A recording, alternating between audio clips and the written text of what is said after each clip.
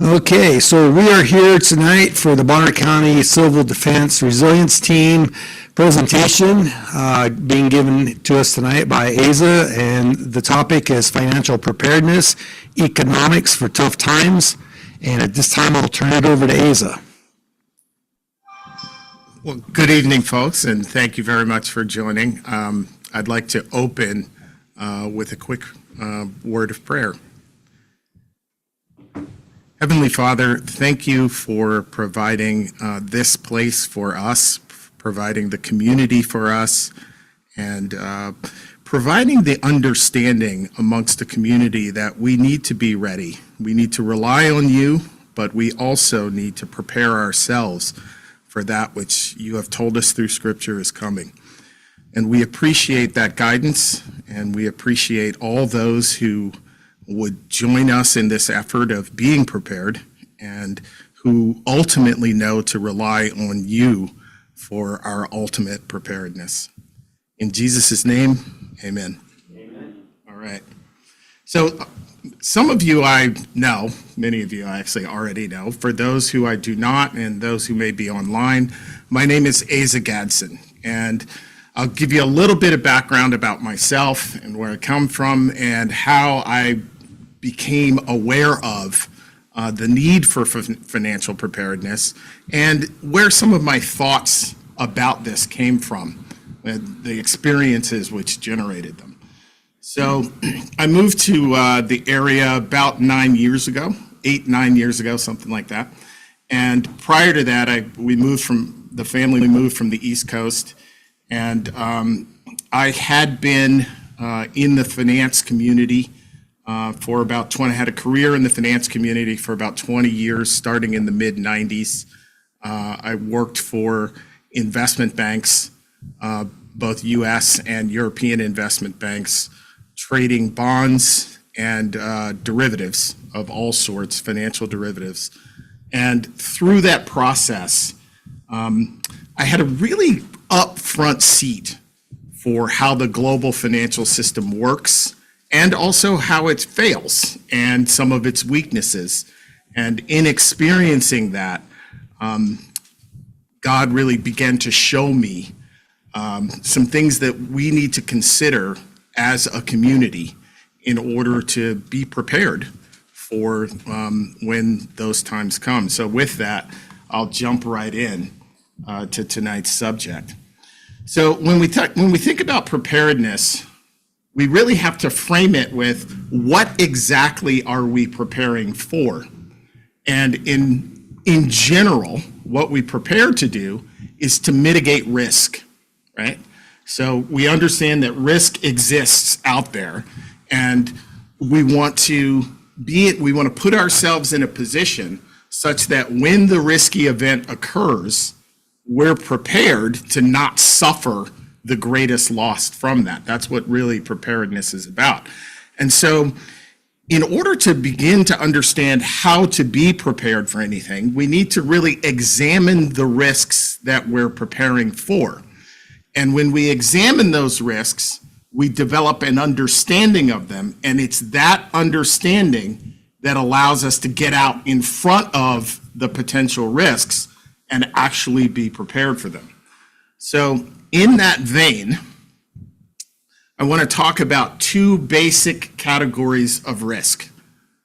And these are the categories we'll be using here are economic terms, which have long and somewhat sophisticated definitions, but we're going to break it down very simplistically. You have idiosyncratic risk and systemic or systematic risk. And the really easy way to think about that is that idiosyncratic risk is something that happens to an individual company, to an individual particular type of asset or asset class. So it's really an individualized risk. And, we can think about something as simple as a car crash or an injury in the workplace. This is something that is a risk that happens to you and you alone, right? It happens to a lot of people, but really it's only what you're worried about is the effect on you. On the other hand, you have systemic or systematic risk. And that's risk that affects you and everybody else. And those types of risks tend to have a lower probability of happening, but boy, when they do happen, it's really, really bad. So tonight, we're going to be talking about the systemic and the systematic risk. Now, why is that? Well, we'll talk about it in a little more detail, but when you think about how you prepare for an individual risk, that's different than how you prepare for risks to everybody and the whole system. So we're going to be focusing on this systemic or systematic risk, the one that affects both us and everyone, us individually and everyone. And tonight, you can see that I've started with some slides. I'm going to do the U.S. version of a slide presentation. In my former career, I worked for, like I said, U.S. banks and also German banks, and a German bank and a Swiss bank. And I discovered that in the U.S., we have this culture of like keeping your presentation super simple and not a lot of slides. And kind of in Switzerland and Germany, they wanted the exact opposite, a ton of slides with a lot of stuff on them, and going through each principle in detail. I tend to find that when I'm giving talks, I prefer the US style. And what that means is that if you have questions, I want to make it as much of a discussion as possible.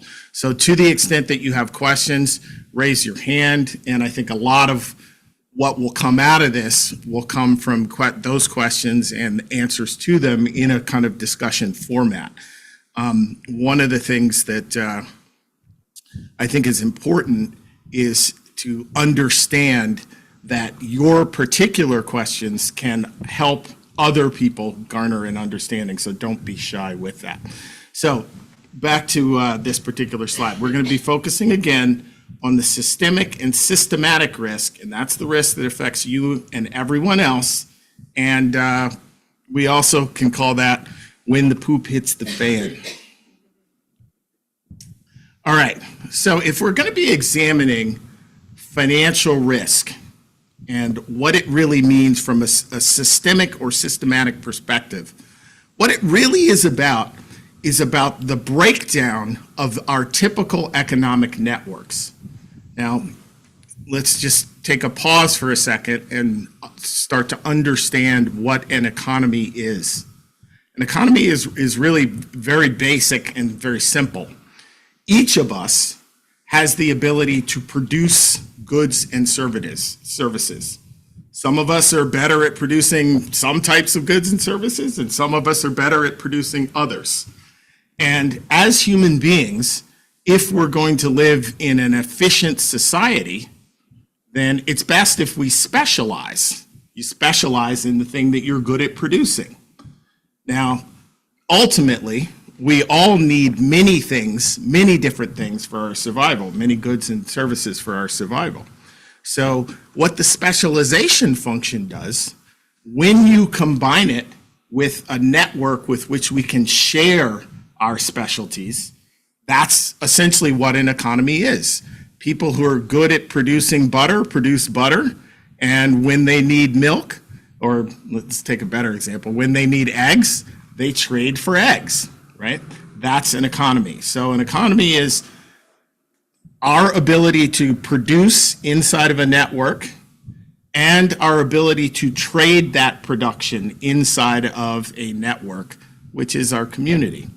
So if we understand that that's what an economy is, the danger to systemic or systematic events, like, for example, the collapse of the banking sector or a war, right? War can cause systemic collapses. It does not always, but it can, is that these networks become that we rely on day to day, become non-functional. And that's trouble, right? So banks can close and you have no access to money. Shops can close. You have no access to goods that you need to survive. And even worse, factories and production facilities can close, and then we have no access to production. And so our network that we rely on is entirely disrupted. Now, here I'm going to tell a little story about how I became personally extremely aware of the risk of systemic collapse. That was on September 11th of 2001. On Sep 11, 2001, I was in grad school at the time. My grad school was in New York City. I went to Columbia University. But fortunately, I lived in Connecticut, a little suburb of New York, about 50 miles north of Wall Street. And I was upstairs in my office on that morning, preparing to go to class, doing my homework for class that day. And I got a call from a buddy of mine, and he was a high school friend, and he was frantic, panicked on the phone, asking, Asa, is Bob okay? Is Bob okay? Bob was a friend of ours who worked on, I believe, the 72nd floor of one of the World Trade Center towers. I can't remember whether it was Tower 1 or Tower 2. But, so I asked him, I said, well, I don't know. Well, like, what's going on? He said, you didn't see a plane hit the World Trade Center. So I turned on the news, and the first plane had hit, and it was on fire, and I immediately, frantically started trying to call Bob. The phone lines were down at the time. I could not get through, and I watched the second plane hit on the news, and at this point, I was like, oh, goodness, this is an attack. That's what it seemed like, I think, to all of us at the time.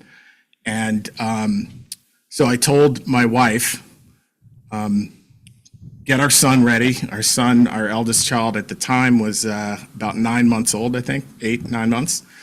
And I told her, get him ready. We've got to go to the bank. And the reason I said that is because at the news broadcast, they said, the Fed wire is going down. Now, to many people, that may not mean very much. To me, having been in the industry, that meant that money circulation throughout the banking system was going to stop. And so it set off alarm bells in my head. And I said, okay, probably should go to the bank and get some money out, right? So that we have cash, because this is an attack. We don't know what's going to happen. So my wife was getting my son ready, and as she was just about finishing up, the third plane hit the Pentagon, or so they say. And at this point, I was thoroughly convinced it was an attack and unsure about what was going to happen. This is now qualifying in my mind as a systemic event, a potential systemic event. So my wife comes down, we jumped in the car, we went to the first bank where we had an account.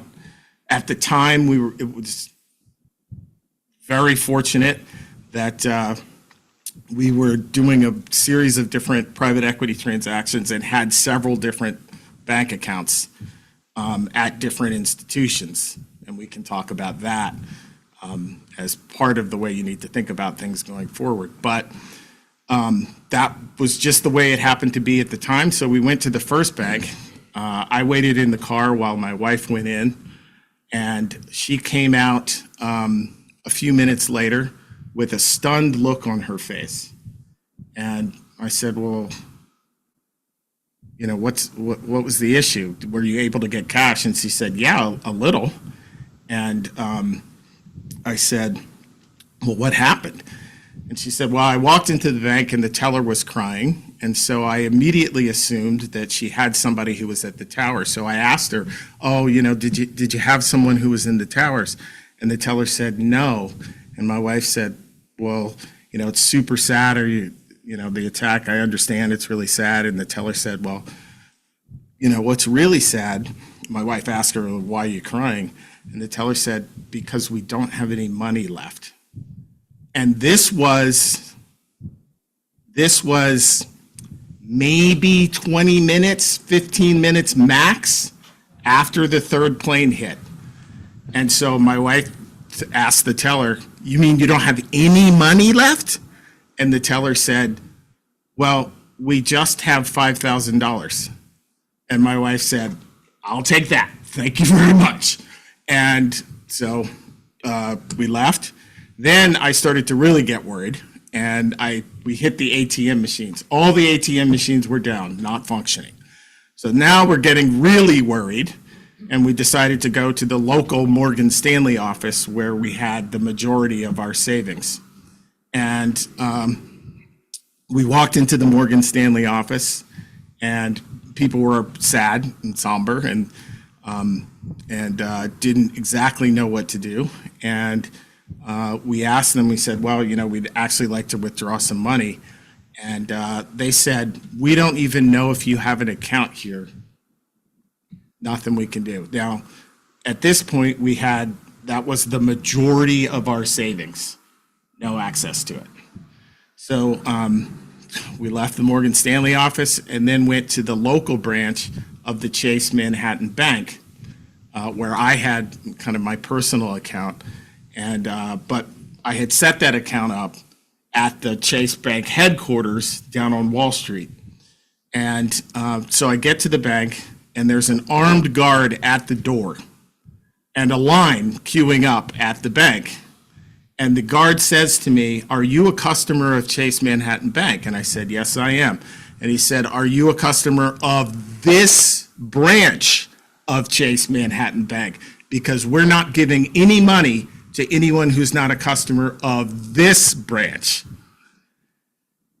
And so now I'm understanding the extent to which a systemic event can happen and your access to money can get shut off fast. This, again, is roughly 35, 40 minutes after the third plane hit. The town that I lived in Connecticut, at the time had about 12,000 residents. Not really a big town. Several banks.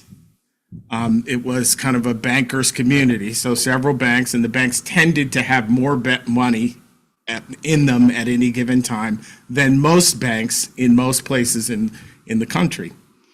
So not having any luck at Chase, we went to about 2 other banks. And at the final bank, I can't remember which it was a bank out of Boston that had a branch in this town in Connecticut where I had another account. I got in line, queued up, was able to withdraw enough money that I felt like it would carry us over if this systemic event continued for a couple of months, I think I was thinking 3 months at the time. And there was a line behind me, and I was about the 5th from last person to be able to get money.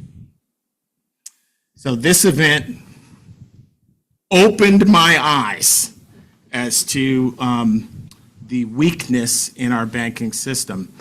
And when it comes down to how safe our savings actually are in banks, which, having been a banker for 20 some odd years, I'll tell you they absolutely are not.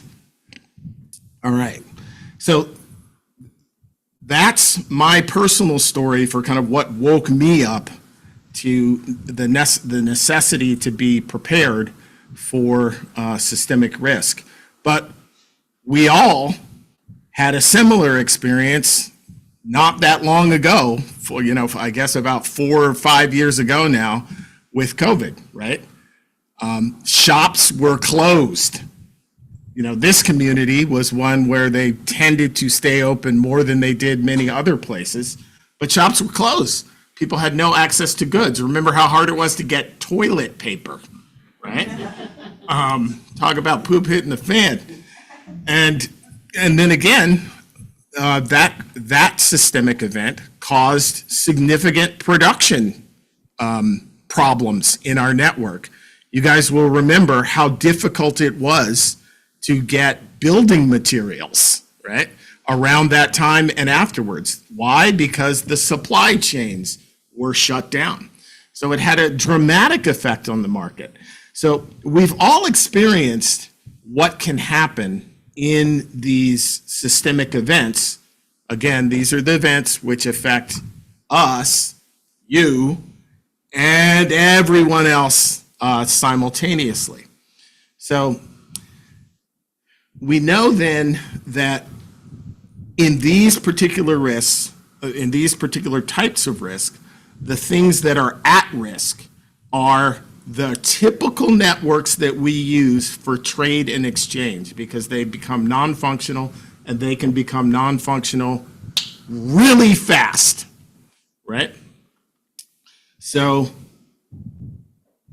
understanding that, knowing that, having examined that about the risk, how do we begin to understand it?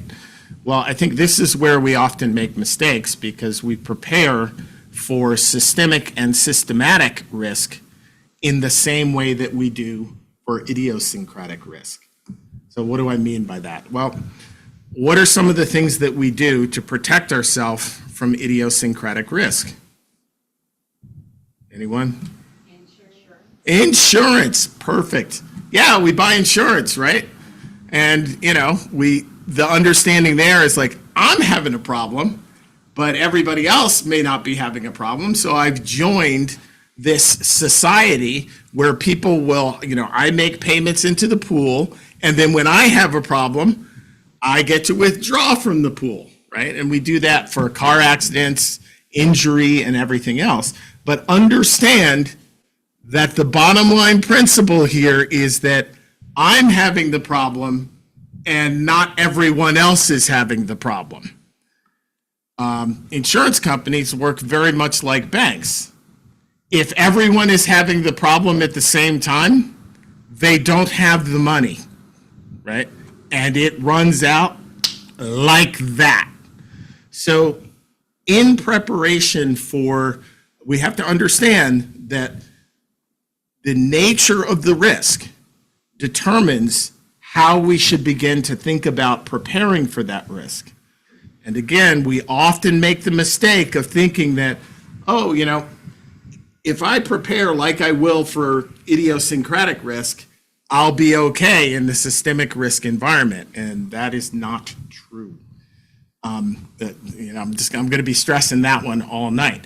So another thing that we do when we prepare for idiosyncratic risk is you have savings, right?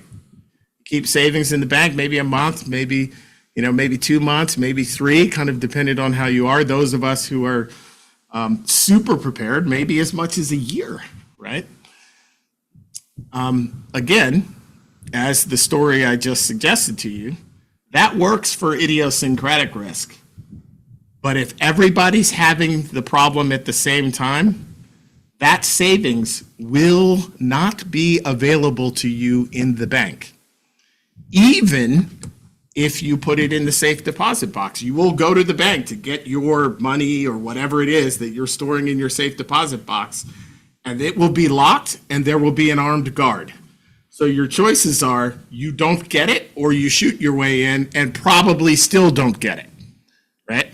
So I want to stress that we need to prepare differently for systemic and idiosyncratic risk. Another issue that we need to think about with banking and money is that the system is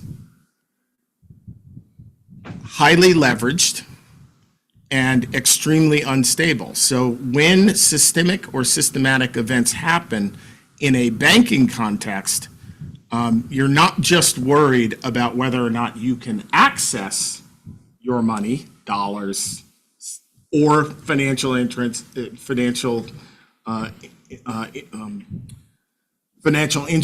like stocks, bonds, etc.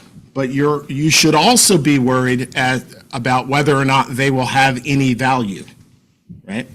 So, understand that in a banking system collapse, typically the fix for that is for the cartel which controls the supply of money, commonly known as the Federal Reserve, to print a whole bunch of new money, right, and distribute it to the banks. In which case, the value of the money that you had is being eroded. We saw that happen substantially with COVID. Took a little while, took a few months, but the new money that was printed and handed out to people with COVID ended up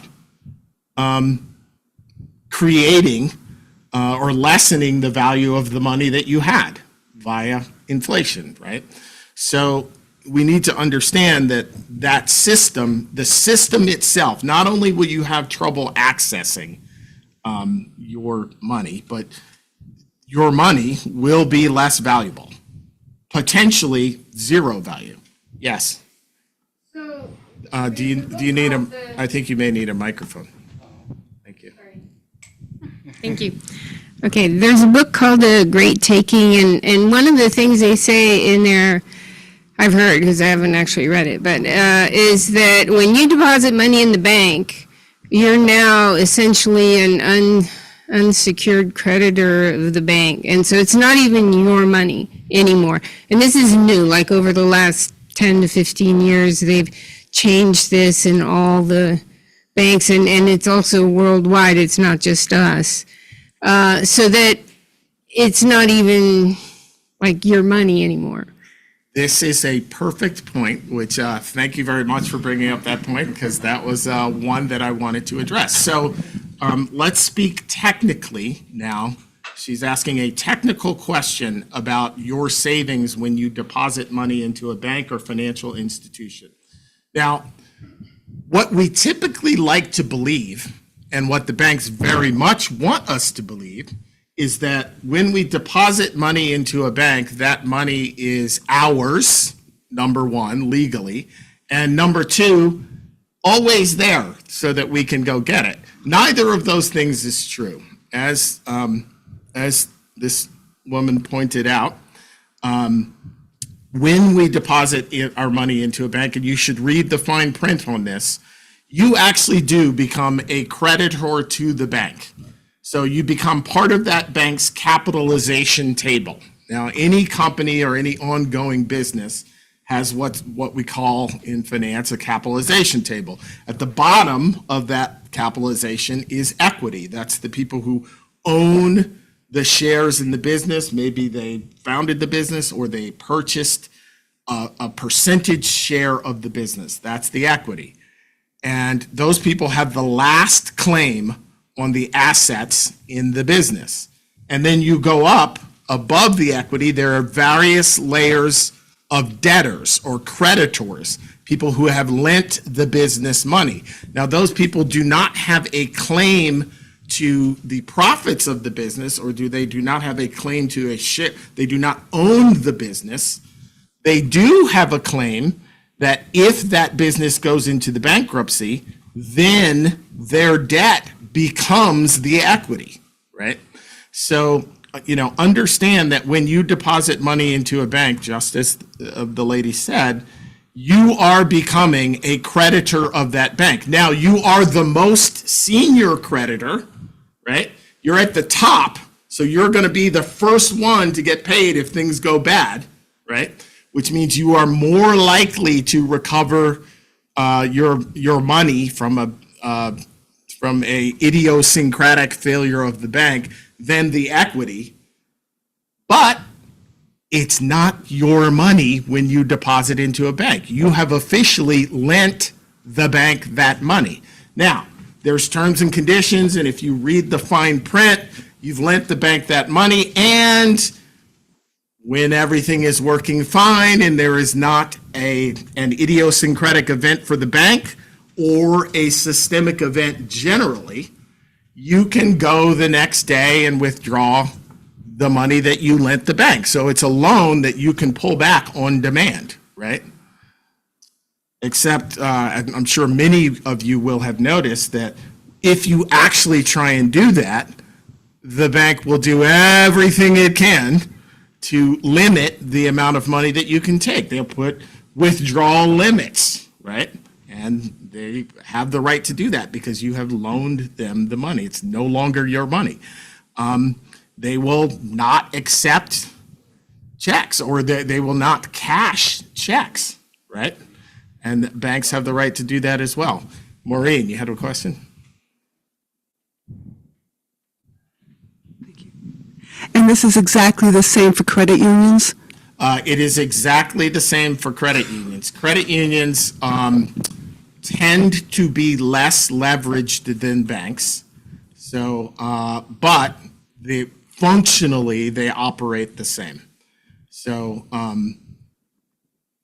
understand that in a credit union, you are actually lending the credit union whatever you're depositing. Now, the structure of many credit unions is that you have some ownership stake in some of them, I shouldn't say many, but you have some ownership stake as you would in a cooperative, right? But it is a separate entity and you are lending it money when you deposit there, right?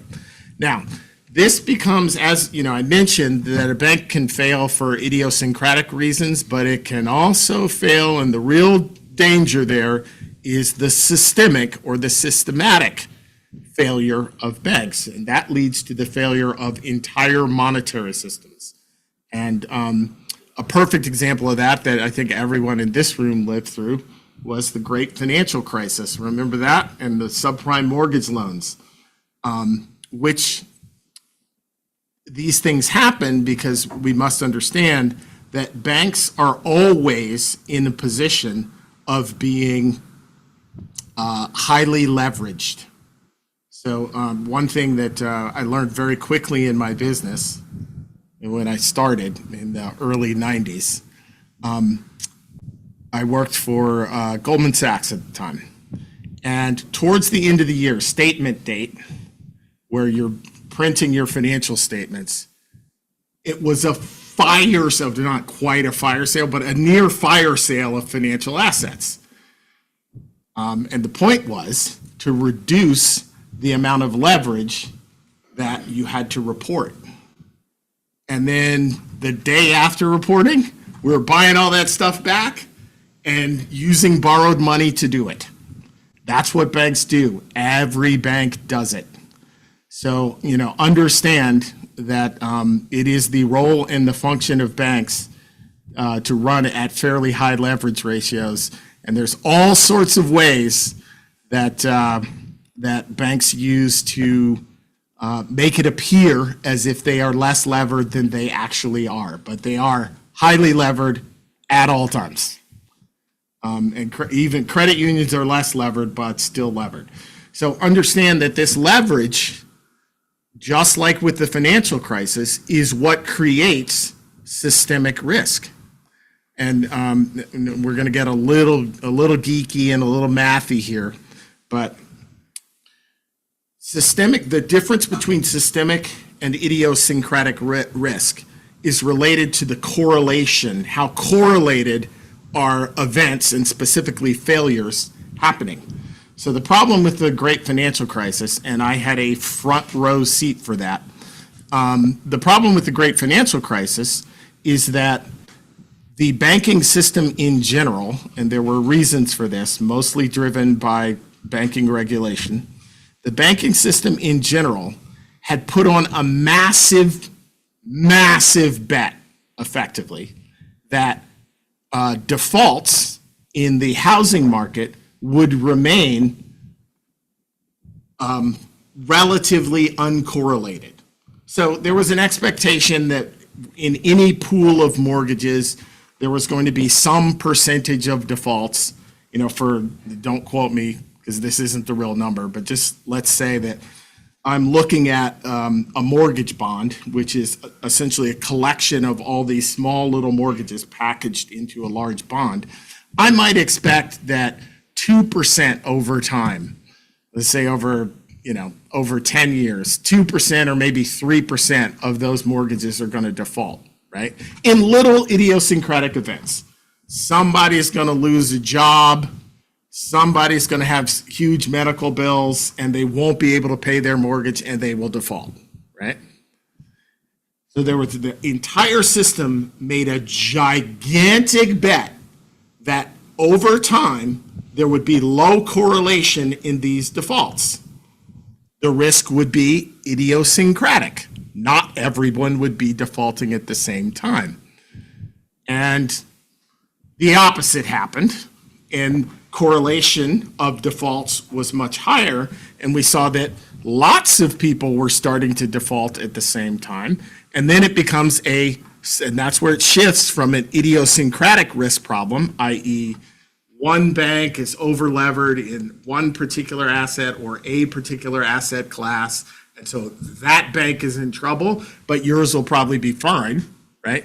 To a systematic or systemic event in which there's high correlation of defaults, all the banks are exposed to it with at very high leverage ratios. And again, this was the fault of the regulation coming out of the Bank of International Settlements in Switzerland. Is at very high leverage ratios, and all of a sudden you have a systemic problem, and now everybody's bank is in trouble, right? So that's a good example of the difference between systematic or systemic risk and idiosyncratic risk. All right, so do we have a pretty good understanding of all that? All right, excellent. So if the misunderstanding is preparing for the systematic event like you would prepare for the idiosyncratic event, and that's, again, things like insurance, or, you know what, I've got a couple months saved in my bank, it's going to be fine. What is the proper understanding? The proper understanding is understanding that the risk in systematic and systemic events is to the network. It's a network failure mode, which means that it requires network-based preparation and network-based solutions. So again, the typical networks for trade and exchange in our economy are what is at risk in a systemic or systematic event. Banks are closed, shops are closed potentially, factories are closed. And notice, all of these things interplay with each other. When banks close, it makes it very difficult for production networks to function, which make it very difficult for distribution networks to function. So they're all connected with each other. And it is the failure of that network mode for which we have to be prepared. Now, as we discussed, you can't treat that like you treat an idiosyncratic or individual event. So this idea that like, oh, my insurance will be there. No, it very well may not.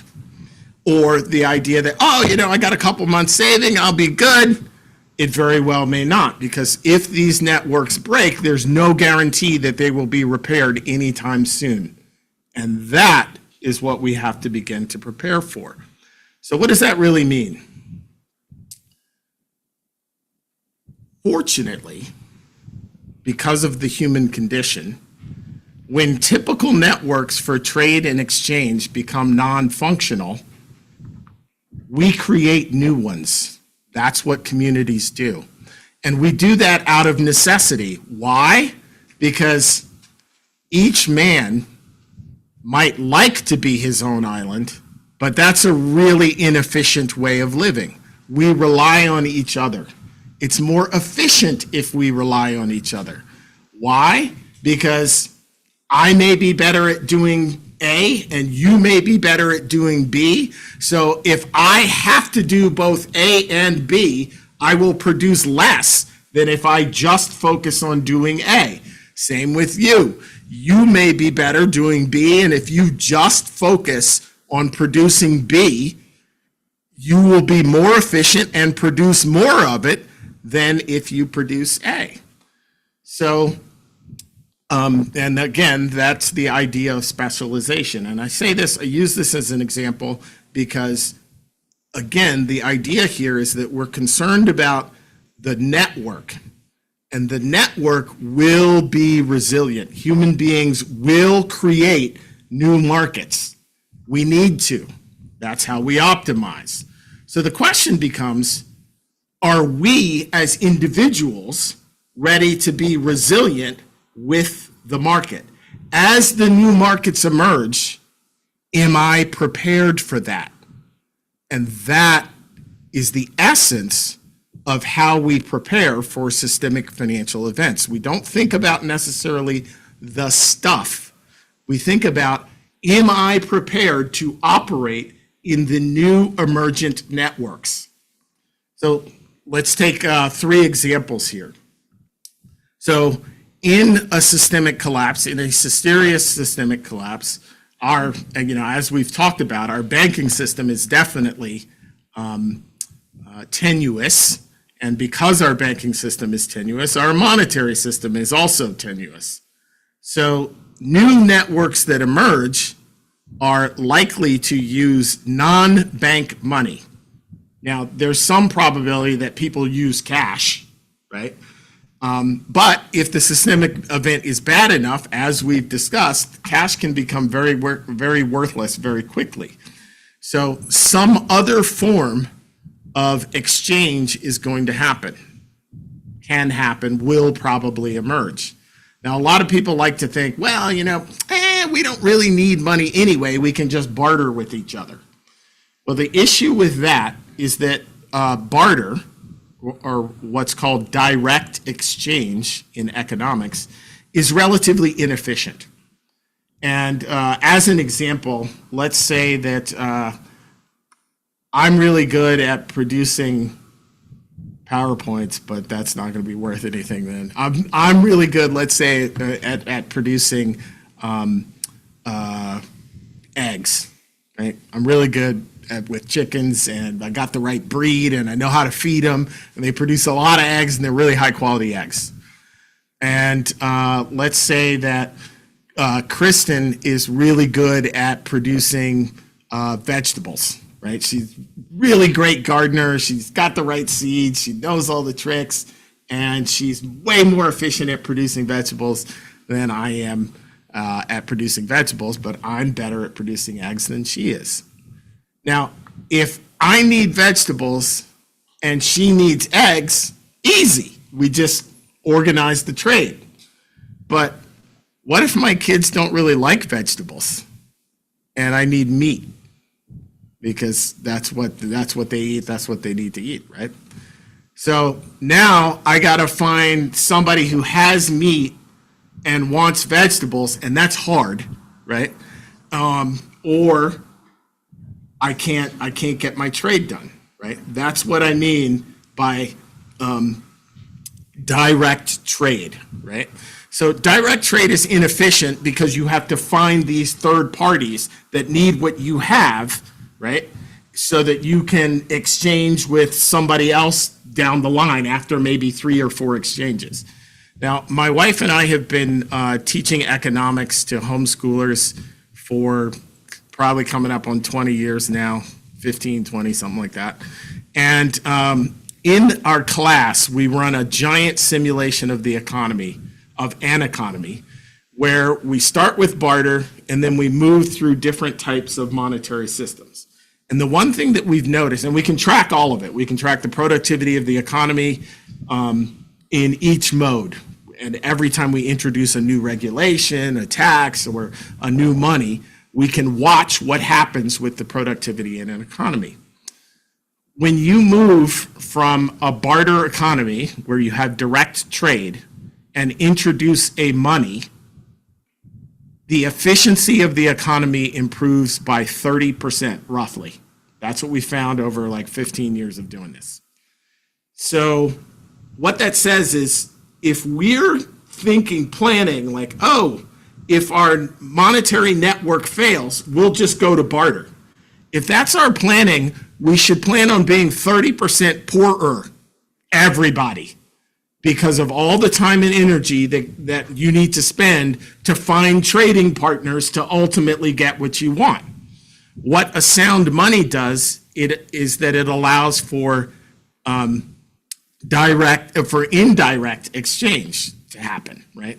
So, in other words, if Kristen wants some of my eggs, but I don't really want her vegetables, she can give me money, and then I can go use the money to pay somebody with beef, right? It makes that whole process the process of exchange much more efficient.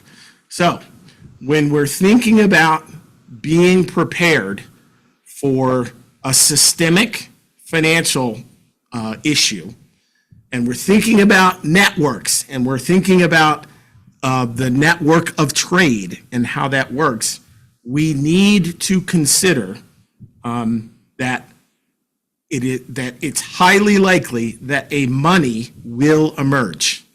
Now, again, there's some probability that people will just use the dollars cash that they have. And in relatively short-term situations, like on SEP 11, 2001, people did use cash. People did not go to other currencies. Some people were able to get their cash and others were not. And had the inability to get cash persisted for a longer period, we might have moved to another money. As it stands, I think the FedWire was down for about, I want to say it was like 2 or 3 days, and then they got it back up and running, because having that thing down for much longer than that might have triggered a systemic financial collapse, right? And then we got problems with the dollar. So we need to condition ourselves that barter is not the answer and that a new money will emerge. And so we need to prepare for that. What will the new money be? It could be a lot of things, right? We can talk about what some of the likelihoods are. Traditionally, gold and silver and precious metals are what people have traditionally used for sound money networks. And there is a significant probability that in the event of a serious systemic risk event, that if a new money network emerges, pretty good probability that it will be gold and silver, which is why, by the way, we have seen a significant increase, or one of the reasons why, in the price of gold and silver over the last few years, right? All right, so that's number one. Number two, access to goods, which is closely tied to productivity of goods. So when shops close in our current network, right, what tends to happen? Well, when the grocery store is closed and you can't get eggs from the grocery store, what do? You go to your neighbor that's got a lot of chickens, right? And in the event of a systemic risk event, those are the networks that will emerge, right? Hopefully, we all know and have friends who are good at producing things that we need. And this gets to point number 3, is the production of goods. So when the classic and traditional networks that we use to acquire the things that we need fail, what do? We go to the people we know who can produce those goods and services that we need. So, and I say this to say that ultimately these networks become much more localized. Right now, we order a lot of stuff from Amazon, right? We get it delivered one way or another. That stuff gets delivered from, or we go to Walmart and that stuff is getting delivered from maybe a factory in China. If that goes away, the production of the goods and services that we need will become local. So what does this mean for us individually? If we know how the networks are going to shift, because networks are resilient and they will renew themselves, how can we be ready to be resilient with them? We can understand that non-bank money systems will emerge, and we can begin to prepare ourselves for those and not have this idea that we're going to rely on barter unless you want to be poorer. We understand that we need to shift to our independent local businesses, and we understand that we need to shift to individual and local production skill sets. What are we as individuals, what goods and services are we good at producing? And part of being prepared is or a large part of being prepared for these network shifts is development of these skill sets. That's what getting ahead of the risk is. If we know that these networks will emerge, how prepared are we as individuals to de-dollarize? Do you have a store of other goods, intermediate goods, that may have some significant probability of being used as money? Are you familiar with those marketplaces? Do you understand how to determine real silver from fake silver, real gold from fake gold? Are you equipped to do that?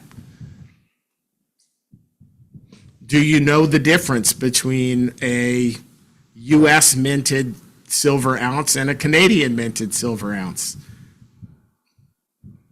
These are things that, this is how we ultimately become prepared for the network resiliency shifts. Do we understand how to operate a business? It's more difficult than most people think to make a business profitable. Most entrepreneurs fail. Have we studied accounting methodology?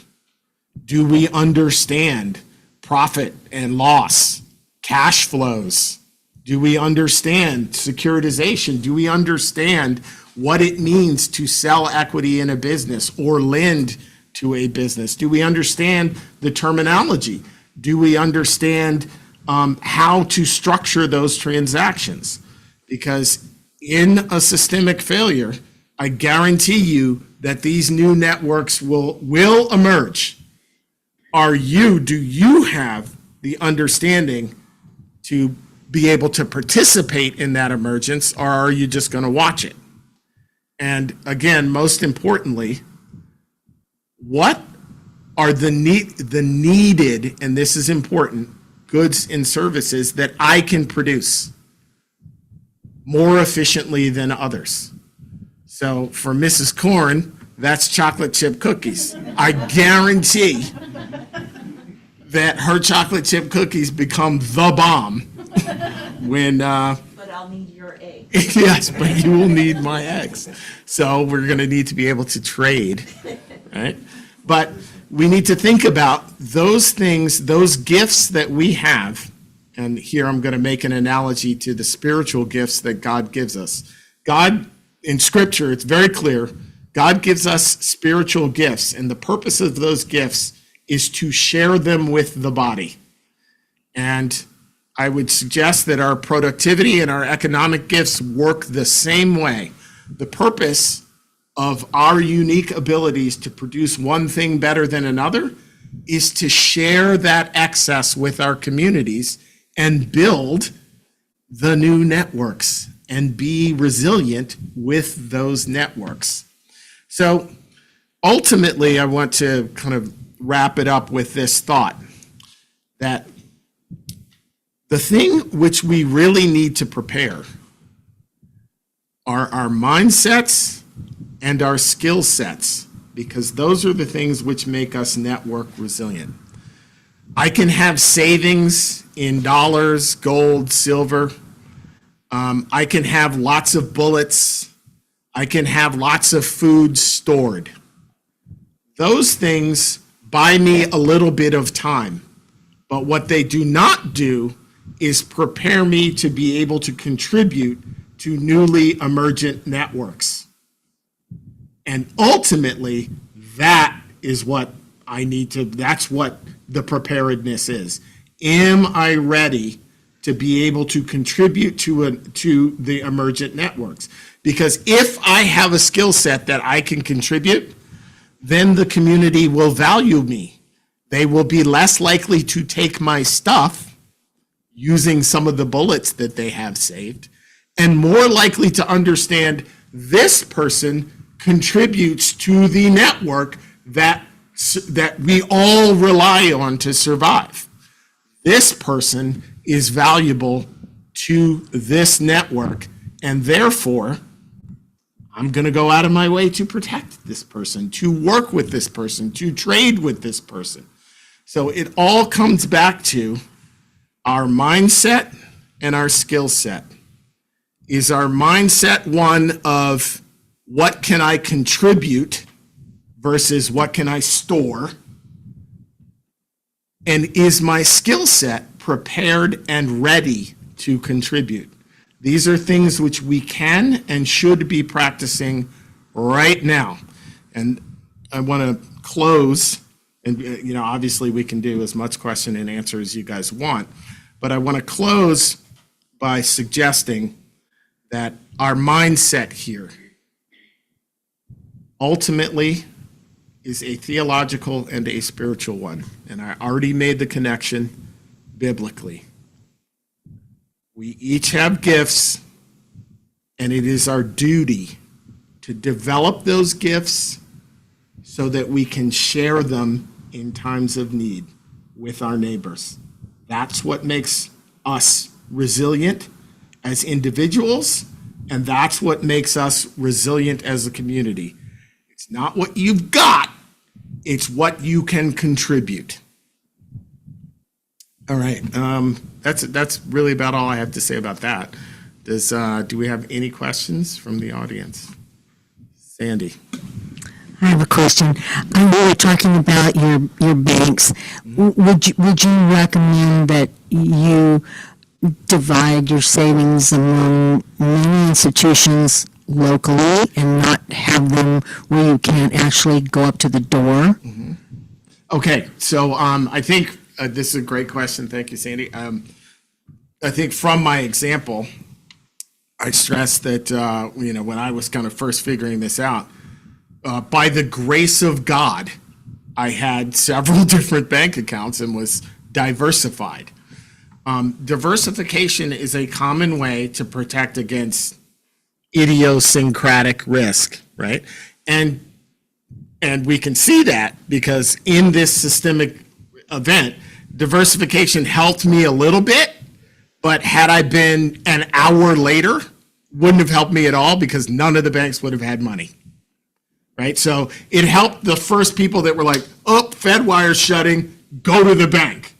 But if you didn't have that immediate response, as I said, there were lots of people in line who did not get money. And even if they had had multiple bank accounts, they would not have gotten money.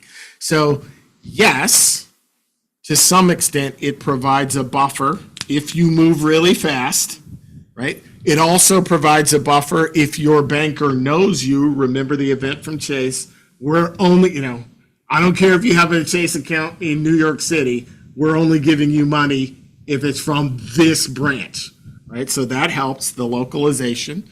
The diversification helps. But in the event of a systemic event, what really helps is if your money is not in a bank. Glad we're not reading between the lines. That comes with risk, though, as well, because now you're storing your wealth in the mattress, and there's risk to that as well. Yes. So just a second example to what you had said, 2009, one of the emergency Fed meetings Sunday night, one of those Fed governors had called his wife and said, take every ATM card we have and get as much as you can, because I don't think we're going to be able to fund the system Monday morning. So that's exactly what you were talking about. Yep. Yes, I can definitely see that happening. They know exactly how shaky the system is.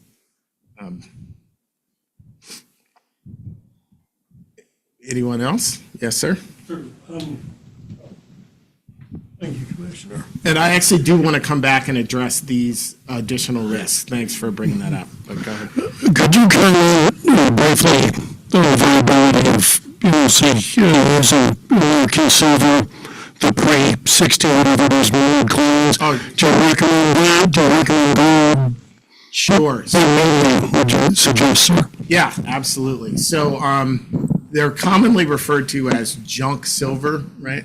And that's essentially because the U.S. minted, the old money that actually was silver, mostly quarters and half dollars and dollars from the early 60s. I can't remember whether it was, I think it was 63 that was the cutoff date. 64, thank you.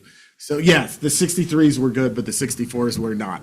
So understand that, yeah, those will work, but they will work at a discount. Why? Because if you come to me with an ounce of, and I want to say that the dollar was about an ounce, roughly. Can't remember.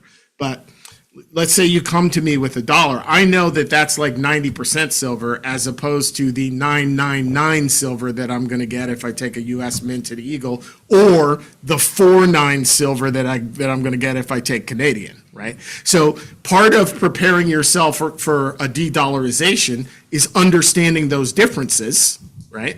And being able to correctly operate in a new marketplace, understanding that, hey, this silver from 1964 is not the same as a U.S. minted silver today or Canadian.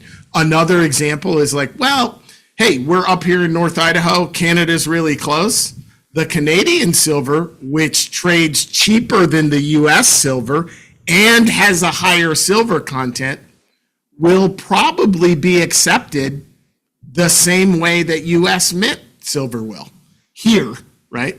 Maybe not so much in Arizona, but here we'll probably be doing a lot of trade with our neighbors to the north.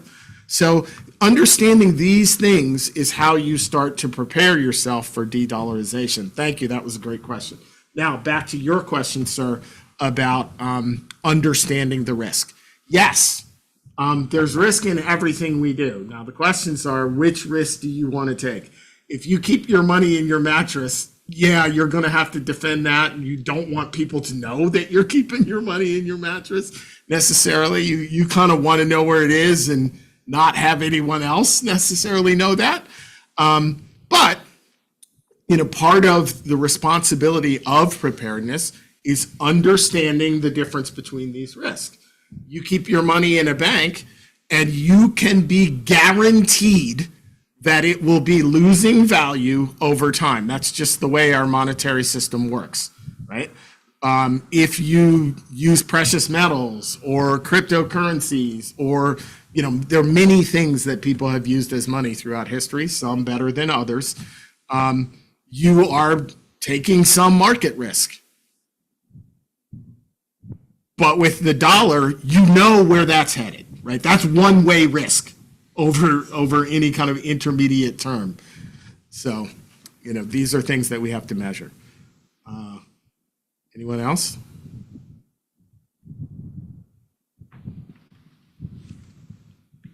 So, I guess I have a question. This is the first meeting I've been to, so maybe you guys have covered this in the past, but is there anything that Bonner County is doing in terms of preparing, like for new money or community bank or anything like that in this scenario that you're talking about?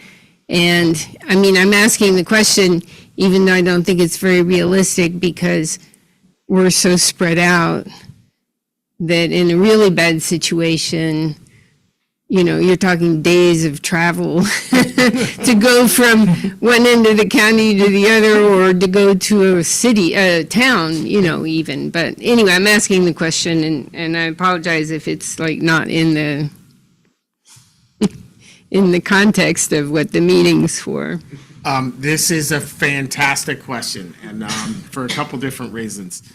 Number one, because part of our preparedness as a community, as a county, as a local community, as a county, and as a state, quite frankly, does have to do with what our government's response is going to be, and what our government may or may not be doing right now to make the emergence of these networks easier. And on this front, I actually have some good news. I don't know that Bonner County is necessarily doing a bunch. I think Ron could probably speak to that more than I could. I would imagine not, because this is not the type of thing that counties tend to focus on. Let me overall start by saying that economic networks tend to emerge Governments then try to control what is emerging, but economic networks are really just about individuals cooperating with each other by sharing their own personal productivity. So it's not something that kind of a government establishes or creates. What the government can do, however, is create the conditions which make it easier for the people to adapt to that emergence. And I would suggest that that I'm just super happy to report that Idaho has enough conservative legislators such that they recognize the need for that and have been working on legislation to make it easier for us to adapt to a de-dollarized economy. So for example, last year, I can't remember, in the last session, i.e. this year, I can't remember which particular law it was, but Idaho declared gold and silver legal tender. Now, it's not the full step, right? It was a little bit of a half step. This is a super difficult step to take, by the way, because the banks definitely don't want to see this. But so Idaho took the half step of essentially declaring that that individuals can privately contract with each other in order to exchange gold and silver for goods and services. And because they've declared that, then those contracts can be upheld in a court of law. The way kind of fiat money works is, and the only reason that the system works is because our larger federal government, at the behest of the banking cartel, has declared that dollars are legal tender, which means that if Kristen and I make an agreement to exchange, Kristen's going to sell me her vegetables, right? And Kristen and I agree, Kristen says, well, I'd like for you to pay me in silver, right? Because the government, the federal government in this case, has declared that dollars are legal tender, I always have the option to pay her in dollars. And she can say, well, we had this agreement that you were going to pay me in silver, but when we go to court, I have the option to pay her in dollars the amount that we agreed to in silver, the exchange amount. So I don't actually have to deliver silver to her, right? That's the, what? Unless it was in writing. No, even if it's in writing. Even now, this is not the case in Idaho anymore because of this past law. HO 177. Thank you, HO 177.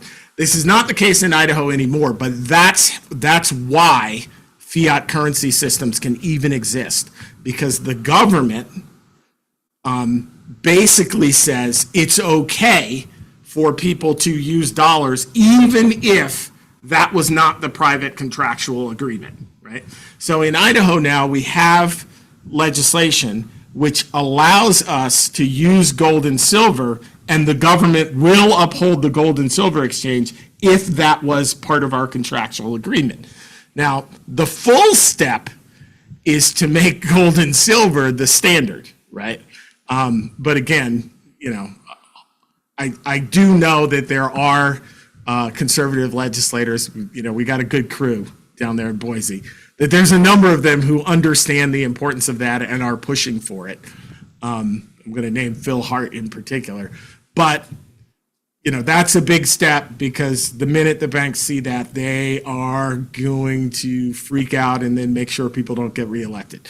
So we have to remember to support our legislators in their effort in doing this, which brings up another point that, thank you for asking this question. So we've established that governments don't really create the emergent markets, but they can pass legislation which helps us become resilient with those markets, right?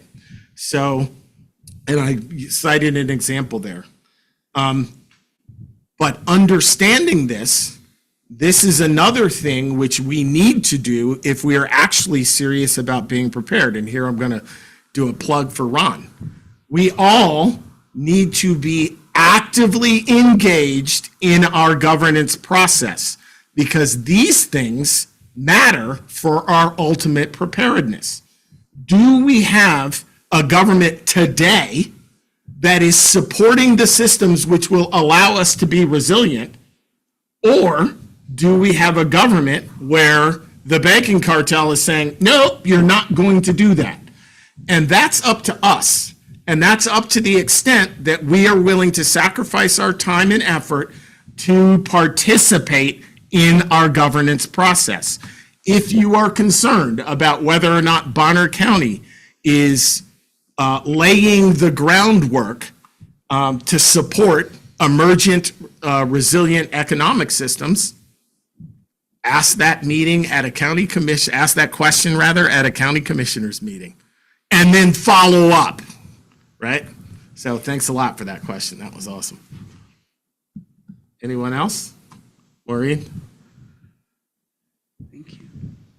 So right now, we think about an ounce of gold is worth, say, $4,000. Dollars. Now, if dollars are gone and you're in your local community and people have, they may have a bar, they may have a coin, like, how long does it take to even figure out, well, what's it worth for the dozen eggs that I want? Oh, yeah, sure. And then, let's say you get that figured out in your community. Maybe you're lucky you figure that out, in the governance in Bonner County. And then how do we work then with Kootenai County? Then does the government, do they have to standardize what is gold then? How many specks of gold equal the value of something? Okay, no, I get what you're saying. So this is really a question about standards and measures, ultimately. And constitutionally, the federal government does, now the state governments are limited in that they can only declare gold and silver as lawful money, right? That's all the state governments can do constitutionally, which has the effect which I described earlier. The federal government does have the responsibility for standards and measures, coining money, right, according to the Constitution.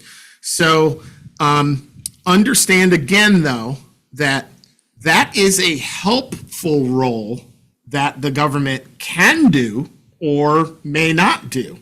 But that doesn't really matter for the emergent network. Individuals are extremely resilient when it comes to markets. And as much as governments may try to control or regulate a market, individuals tend to do what's most efficient for them. So price discovery, how does this happen? Well, how many egg sellers do you know in Bonner County? They're all going to have different prices at first. And then within a real short period of time, we're talking like hours to days, they're going to all figure out what the market price is. Why? Because once the word spreads that so-and-so is selling, a dozen eggs for, a quarter ounce of silver, which would be really high price now, but let's say an eighth of an ounce of silver, and, somebody over here is selling them for a 16th ounce of a silver, that person is going to sell out of eggs really quickly and then realize my price should be higher. So price discovery in emergent markets happens real fast, like real fast. So I can imagine that the gold and silver store in town in Ponderay, so they would be able to tell what's pure and what's fake. So now, if we have the bar and somebody has the coins and you want an eighth of something and they're shaving it off, I mean, I could see them, that store, saying, yeah, this is a real thing. I could see them becoming kind of like a bank and giving you a piece of paper that'd be a whole lot easier to work with somebody else. You know what I'm saying? Yeah, this is called an emergent bank, right? Which can be useful, but can also be very dangerous. So are we prepared to de-dollarize? It's relatively easy to buy little detectors, which can, it's relatively easy to buy little detectors to be able to tell whether gold or silver is legit. There's also some tricks. There was a silver dealer I know who showed me a trick about leaning it and then watching the slide, and real silver slides a certain way. I can't remember what the trick was exactly, but research it. Buy the tool. That's part of prepare. Are you prepared to de-dollarize, right? Understand the problem with tungsten and the fact that it's got I think it's tungsten, I'm not sure which metal it is, but it has a similar density to gold, so it might feel the same, meaning maybe we should all have the tools necessary to be able to tell the difference, right? This is part of preparedness. Anyone else?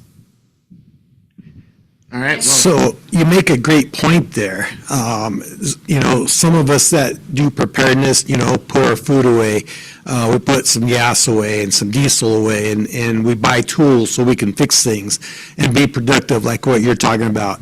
And some of us are fortunate enough to have some gold and silver laying around.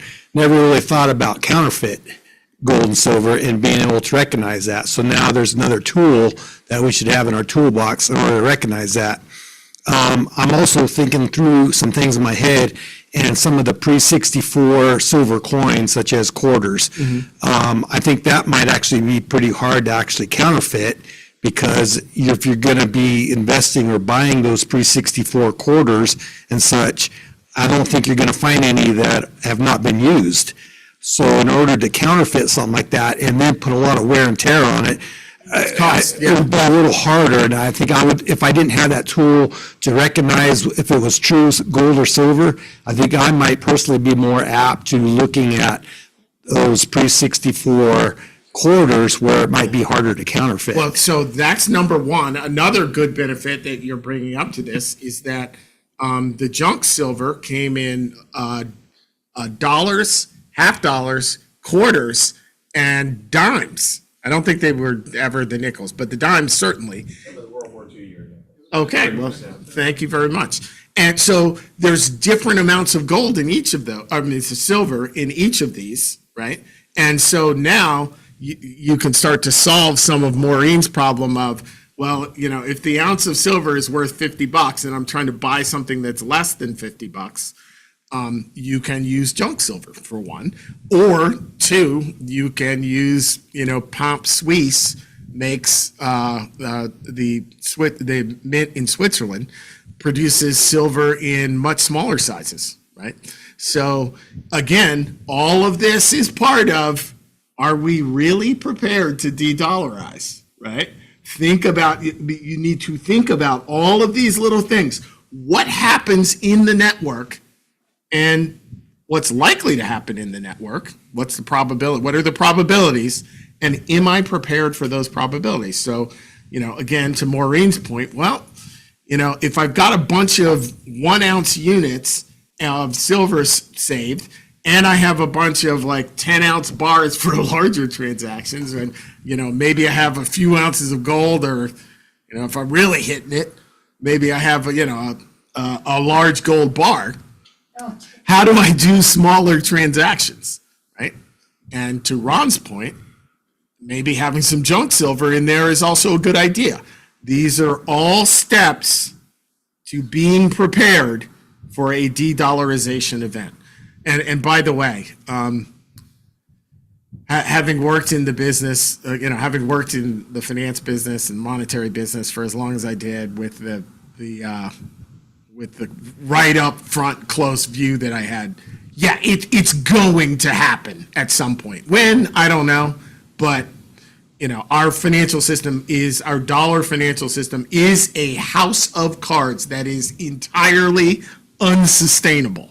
So, take these things, understanding that at some point you will need to be prepared for them. So do you think that the government anticipating this, they see what's going on, that they're just going to immediately institute the CBDCs? I would, yes and no. I would, that I like to say that we're already on a CBDC. The dollar is a CBDC.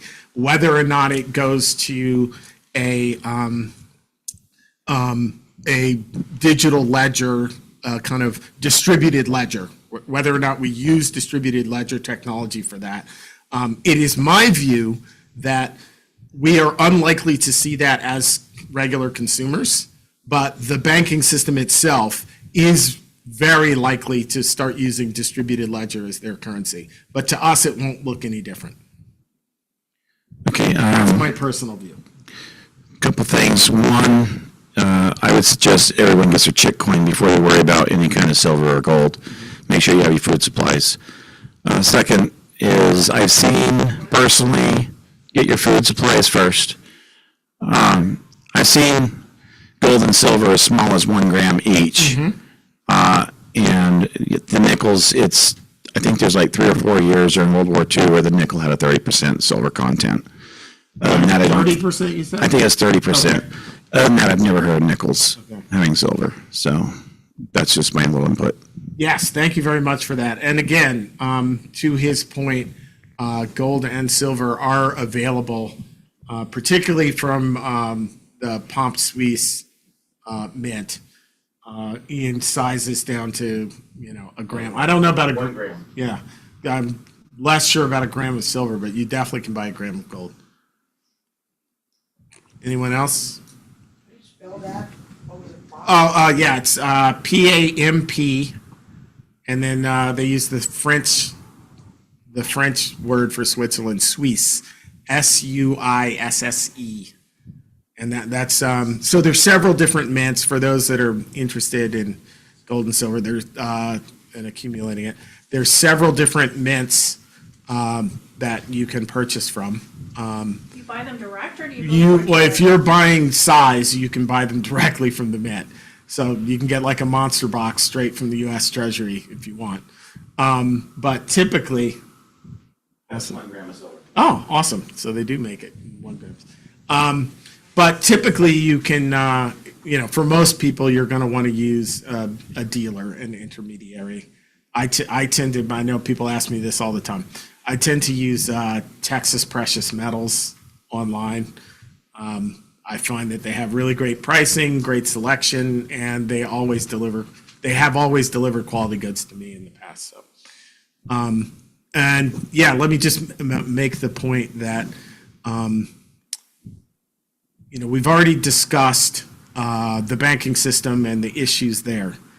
If the gold and silver, if you're planning on part of your preparation for de-dollarizing is to own gold and silver, own it yourself where you know where it is and it's not somebody else with the keys to the lock to get it.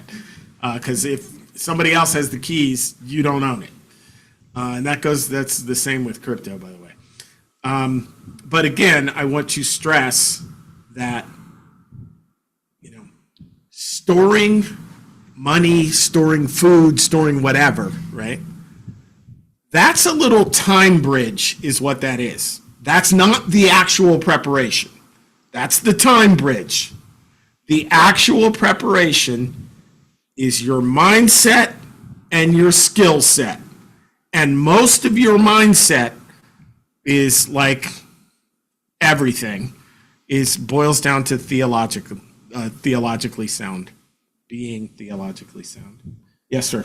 There's actually been a couple articles lately, but exactly what you're just talking about with, investing in silver funds or things like that. And they're playing fast and loose where 3 investors basically bought the same bar of gold. And if everybody redeems at the same time, there's only 1 bar of gold. So, yeah, the banking system is all of it. And again, might get There's crucified for saying this, but the banking system is not trustworthy. None of it. Stocks, bonds, all of it. None of it is sound, right? And in the event of systemic risk, a systemic risk event, new networks will emerge, and we need to be prepared for that.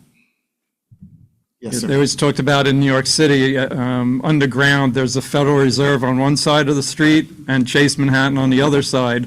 The Fed has the government gold, Chase has the personal gold, and depending on who needs to see it, they wheel it underground between the two vaults.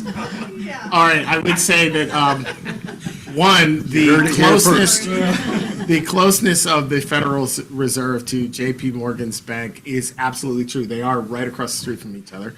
And a funny story, God, gave me a lot of different experiences that are what is enabling me to share this information today. But funny story, when I was first recruited to go work for the first bank I worked for, there were not that many people who got that opportunity. I think there were 4 undergrads in the United States. There were 4 of us, I think, that were undergrads that were hired at the type of position where we got hired. And there was a lot of indoctrination about the system and how great our company is and all the rest of it. And as part of that, we got a private tour of the gold vaults underneath the Federal Reserve. And I was shocked, one, at the smallness of the size of the room and the amount of gold in this small space and the amount of money that it represented. And one of the things they told us is it was a room and they had all these different cages in it.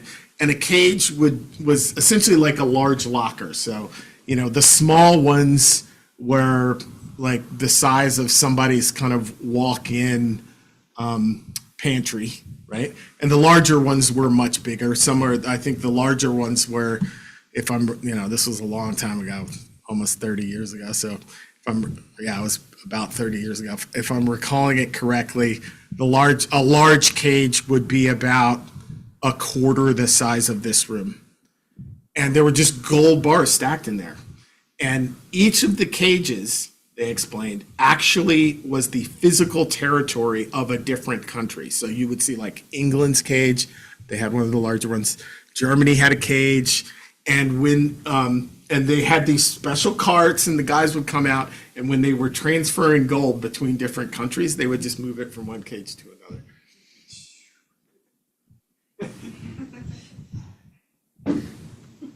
Any other questions? Well, thank you very much, guys. I really appreciate it. And Ron, can you close us in prayer, please? Heavenly Father, thank you for bringing us all here today, and thank you to Asa Gadsden here for presenting us with the wealth of knowledge that we can take home and spread to our families and friends and our neighbors.